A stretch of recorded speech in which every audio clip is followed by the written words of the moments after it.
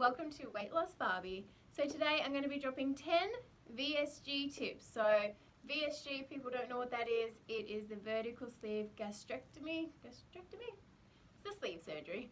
So here are 10 tips that if you're considering having sleeve surgery, you might want to know beforehand. If you've had sleeve surgery, these might just be refreshers, and these are just things that I follow. So hopefully you guys can find these helpful. As I've said many times in the past, this is a lifestyle change. This isn't a diet. For me, this was a whole new start on life, basically. I had a brand new stomach. I had a brand new baby stomach. This was my chance to start fresh. So I wanted to change my whole lifestyle. So with that being said, my first thing I did was ditch the scale. I know a lot of people like to weigh in weekly. A lot of people even weigh in daily. I hardly ever weigh in. I think I've told this story before, but early on in my journey I had a glass scale and it dropped, and it was the best thing ever. I stopped weighing in and driving myself crazy. So if you absolutely really want to make this a lifestyle, don't focus on the number. Keep doing all the things you're supposed to do, and I guarantee you, you'll be successful.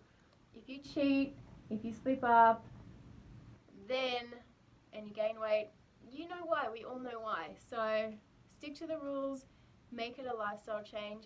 Don't be obsessed over a number. You can weigh in daily, and one day, you've put on weight. You'll stall. All that drives you crazy, and you're not focusing on the main goal, which is changing all your eating habits and changing your lifestyle. So that's my number one tip, is to ditch the scale, weigh in once a month or something like that. My number two tip is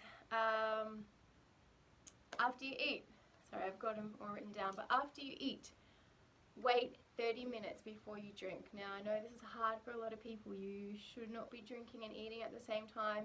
You should wait 30. I usually wait at least 60 minutes before I drink after a meal, and that is so the nutrients, your stomach and your body will actually absorb the nutrients versus having a full stomach, drinking, and all those nutrients just sliding through your sleeve. So it's very, very important if you want to absorb all those nutrients, because we're eating for protein, remember, it's the best thing to do is wait at least half an hour before you eat. So that's the biggest kind of adjustment for a lot of people. So really try and get that down, and also try not to drink with a straw.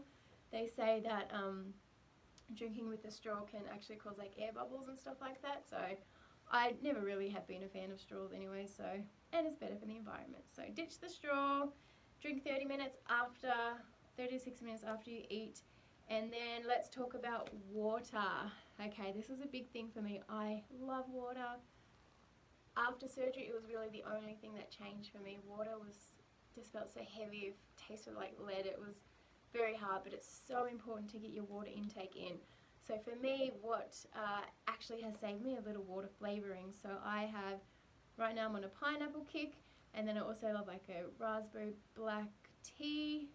So right now there are so many different flavorings you can get that are 0 sugar, 0 carbs, 0 calories. You can find them at any grocery store, pharmacies, any convenience store. So to get your water intake every day, to help you, add a little water flavoring. It's so good. So hopefully that helps. And in saying that, number 4 is get yourself a water flask. This is mine.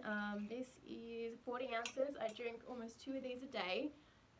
It keeps my drink cold all day long, and I take this everywhere I go. As you can see, it's sitting right next to me now. Not for the video, just because I take it everywhere. It's like my phone, my keys, my wallet, my water flask, and now a mask. But yeah, this is essential. So really invest in a water jug that's going to keep your water cold, and take it everywhere with you, because once you get your water, sometimes you'll hit a stall and it's because you're not getting enough water. So make sure you get your water in, and a lot of the times if you feel like you're hungry, chances are you're probably thirsty. So sip, sip, sip all day long. And then number 5, make sure you eat slow. I hear a lot of people, especially people that have just had the sleeve and they've just reintroduced foods back in, a lot of people are like, I can't keep anything down. This never happened for me, but a lot of the time you're probably eating too fast. And what happens is, you've got to remember, our tummies are tiny now, so if you're eating at the same pace as you used to eat, your stomach's getting full and full and full, and before you know it, your food is sitting here. It's got nowhere to go but up. So make sure, especially if you're new to having had the sleeve, take your time eating. Just chew, swallow, chat, but yeah, take your time eating, and that way you hopefully won't throw up.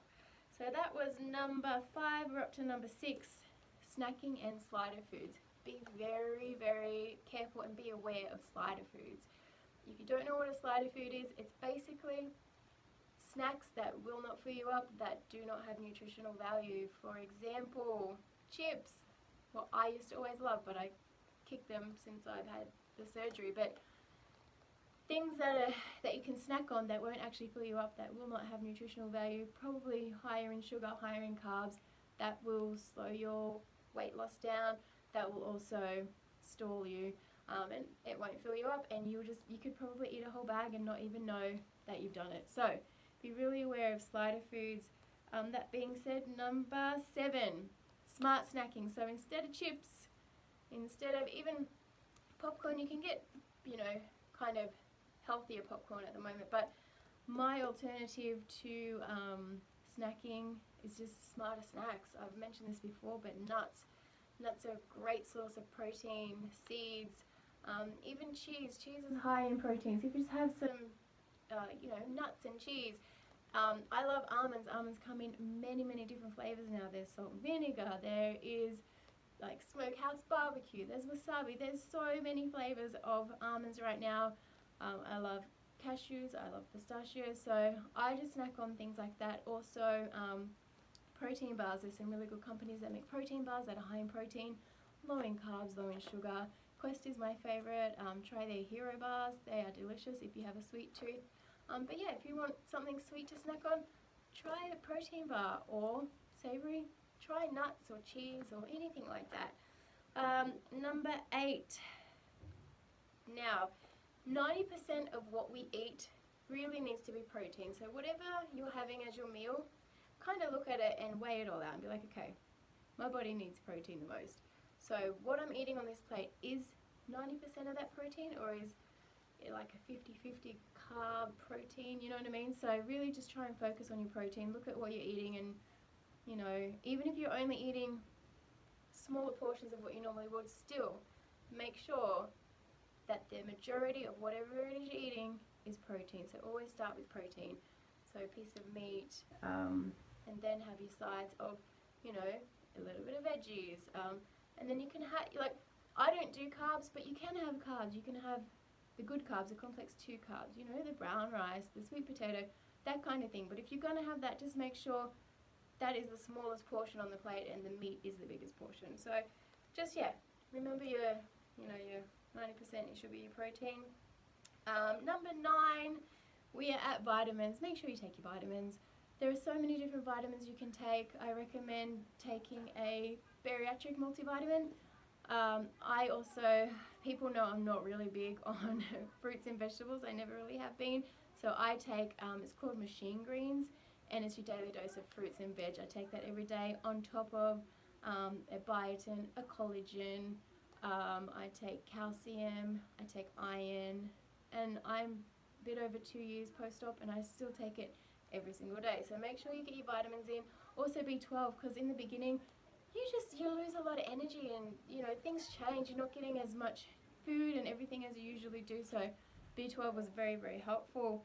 And then number 10, this is the biggest of them all. I would say, do not compare yourself to other people. Some people are slower losers. Some people lose weight fast. Some people lose it in their face. Some people lose it in their stomach. Don't compare yourself. Do the best you can. Follow the rules. You will get there. This is a marathon, not a sprint.